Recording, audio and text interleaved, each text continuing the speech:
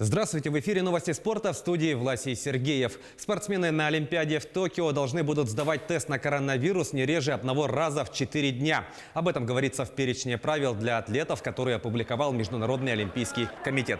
Сообщается, что проверки будут проводить в специализированной лаборатории на территории Олимпийской или Паралимпийской деревни. Отследить результаты теста можно будет через специальное приложение на смартфоне. Напомним, игры в Токио должны были пройти с 24 июля по 9 августа 2020 года. Однако из-за пандемии коронавирусной инфекции соревнования были перенесены на лето 2021 года. Российские биатлонисты презентовали новую форму, которая будет использована на чемпионате мира в Словенской Поклюке. На новых спортивных комбинезонах отсутствует национальная символика, согласно санкциям Всемирного антидопингового агентства. Вместо нее был нанесен логотип Союза биатлонистов России. Напомним, из-за иска ВАДА, который частично поддержал спортивный арбитражный суд, российским спортсменам до декабря 2022 года запретили использовать символику, флаг и гимн страны. На мировом первенстве в Поклюке россияне выступят под флагом с логотипом СБР. Турнир стартовал сегодня и продлится до 21 февраля.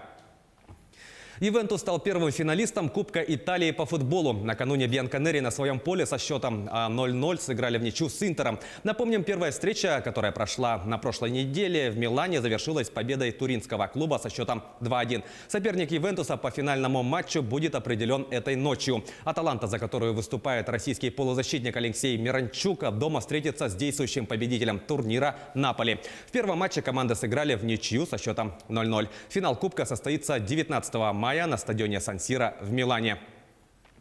Российский теннисист Данил Медведев одержал победу над канадцем Вашиком Поспишилом в матче первого круга открытого чемпионата Австралии. Встреча завершилась со счетом 6-2, 6-2 и 6-4. Следующим соперником россиянина станет испанец Роберто Карбальес Баэна. В данный момент 24-летний Медведев занимает 4-е место в рейтинге Ассоциации теннисистов-профессионалов. Его лучшим результатом на турнирах серии «Большого шлема» является выход в финал открытого чемпионата США в 2019 году. На прошлогоднем турнире в Австралии Медведев дошел до 4-го круга. Нынешний старт завершится 21 февраля. Чемпион UFC в легком весе Хабиб Нурмагомедов не собирается возобновлять спортивную карьеру. Об этом россиянин заявил накануне. Он отметил, что уже отошел от дела и хочет того, чтобы титул оспорили другие бойцы, чтобы дивизион легковесов не застаивался.